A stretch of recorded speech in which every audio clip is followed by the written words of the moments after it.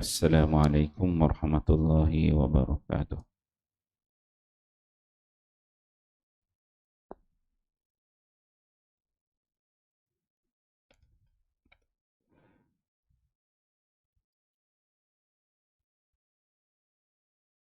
Bab salat berjemaah. Hadis ke-102. An Utsman bin Affan radhiyallahu anhu qala, sami'tu Rasulullah sallallahu alaihi wasallam yaqul, man tawadda'a lis-salati fa asbagha al-wudu'a summa mashya ila salatil maktubah fa sallaha ma'an nasi aw ma'al jama'ah aw fil masjidi ghafarallahu lahu dhunubahu, rawahu Muslim. Bab fadl wudu.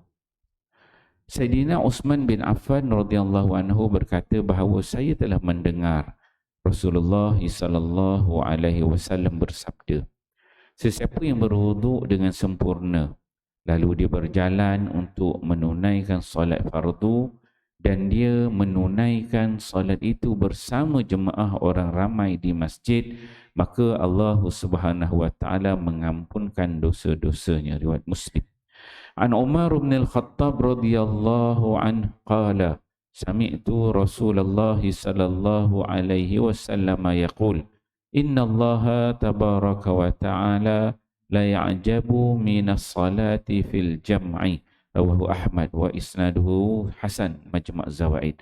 Sayyidina Umar bin Al-Khattab radhiyallahu anhu berkata bahawa saya telah mendengar Rasulullah sallallahu alaihi wasallam bersabda, Allah Subhanahu wa taala kagum terhadap solat secara berjemaah.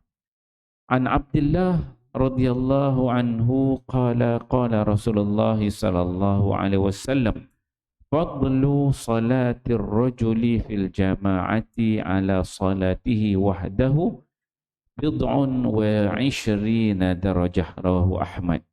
Sayyidina Abdullah bin Mas'ud meriwayatkan bahawa Rasulullah sallallahu alaihi wasallam bersabda, solat seseorang bersama jemaah mengatasi solatnya bersendirian sebanyak 20 lebih darajat. Inilah tuan-tuan dia pagi ini kita membaca 3 hadis Nabi sallallahu alaihi wasallam. Hadis di bawah tajuk solat berjemaah. Hadis 102 yang pertama diriwayatkan oleh Sayyidina Utsman bin Affan.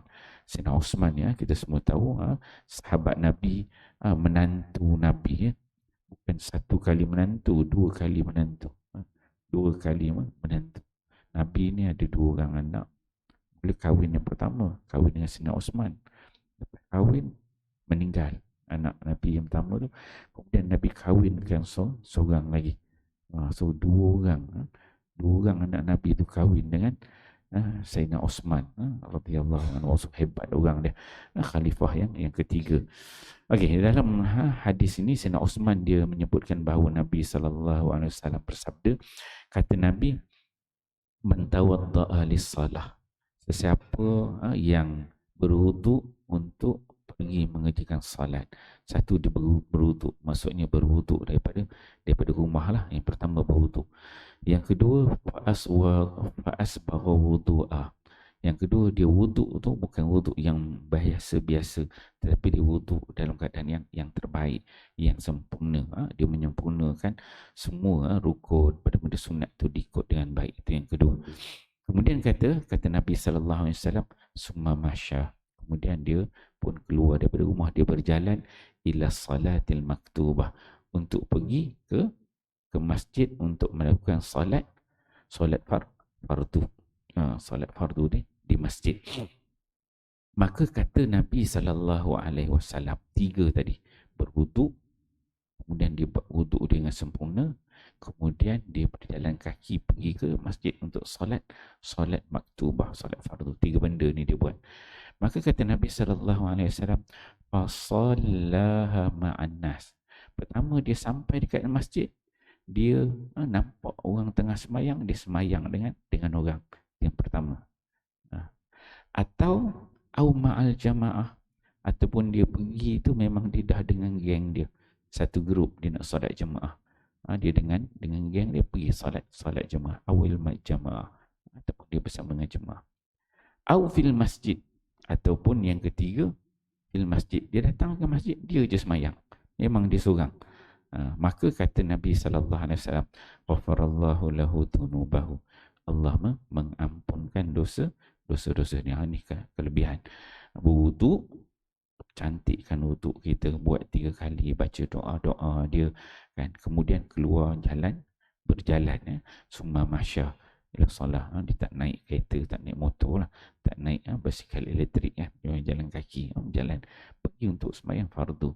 Cuma yang kita boleh nampak dalam hadis ni, maksudnya kepentingan untuk solat berjemaah itu sama ada dia masuk masjid dia seorang-seorang, nampak orang dia sembahyang dengan orang satu, ataupun memang dia ada geng sendiri, dia sembahyang ramai-ramai, ataupun yang ketiga memang dia pergi tengok tak ada orang, dia datang lewat ke Zuhur pukul 3, tidur pukul 3 baru bangun, nak sembahyang, dia ambil wuduk dekat rumah, cantik wuduk, dia tak sembahyang kat rumah pukul 3 petang, tahu sembahyang Zuhur berjemaah dalam 1.30 lebih kurang, tapi dia tertidur, bangun pukul 3 petang. Tapi apa dia buat? Dia bangun, dia berwuduk, cantikkan wuduk dia, dia jalan kaki pergi sembahyang.